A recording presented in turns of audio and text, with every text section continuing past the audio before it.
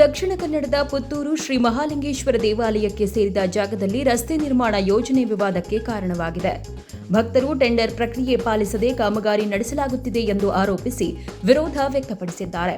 ಆದರೆ ಭಕ್ತರ ಸುರಕ್ಷತೆ ಹಾಗೂ ಹೆಚ್ಚುತ್ತಿರುವ ವಾಹನ ದಟ್ಟಣೆ ನಿವಾರಣೆಗೆ ರಸ್ತೆ ಅಗತ್ಯ ಎಂದು ದೇವಸ್ಥಾನದ ವ್ಯವಸ್ಥಾಪನಾ ಸಮಿತಿ ಸ್ಪಷ್ಟಪಡಿಸಿದೆ.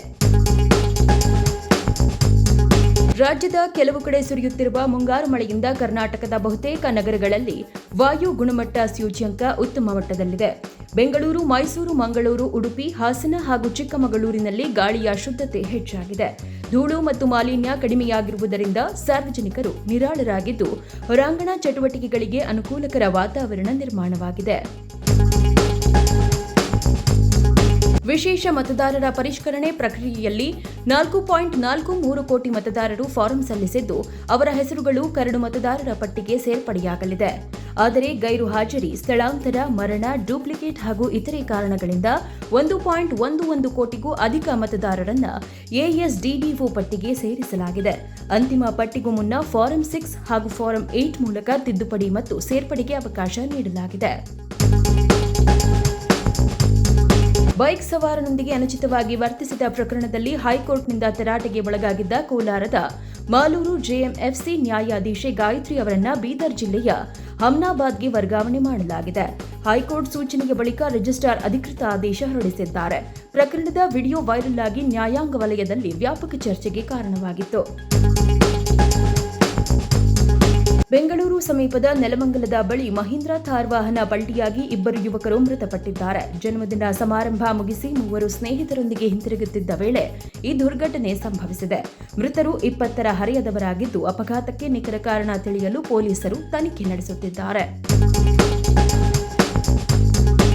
ಉತ್ತರಾಖಂಡದ ಚಮೋಲಿ ಜಿಲ್ಲೆಯ ನಂದನಗರ ಬ್ಲಾಕ್ನ ಮೋಕ್ ಪ್ರದೇಶದಲ್ಲಿ ಶಾಲಾ ಮಕ್ಕಳು ಉಕ್ಕಿ ಹರಿಯುವ ಹೊಳೆಯನ್ನ ದಾಟಿ ಶಾಲೆಗೆ ತೆರಳುತ್ತಿರುವ ದೃಶ್ಯ ಆತಂಕ ಮೂಡಿಸಿದೆ. ಸೇತುವೆ ಅಥವಾ ಸುರಕ್ಷಿತ ಮಾರ್ಗದ ಕೊರತೆಯಿಂದ ಮಕ್ಕಳು ಪ್ರತಿದಿನ ಜೀವನದ ಹಂಗು ತೊರೆದು ಶಿಕ್ಷಣಕ್ಕಾಗಿ ಹೋರಾಟ ನಡೆಸುತ್ತಿದ್ದು, ಮೂಲಸೌಕರ್ಯ ಕಲ್ಪಿಸುವಂತೆ ಸಾರ್ವಜನಿಕರು ಆಗ್ರಹಿಸಿದ್ದಾರೆ.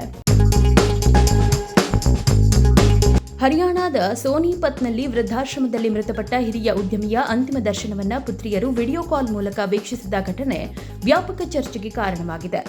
ಅಂತ್ಯ ಸಂಸ್ಕಾರದ ವೆಚ್ಚಕ್ಕೆ ಹಣ ಕಳುಹಿಸಿ ಕರ್ತವ್ಯ ಮುಗಿಸಿ ಎಂದು ಹೇಳಿರುವ ಆರೋಪ ಕೇಳಿಬಂದಿದೆ.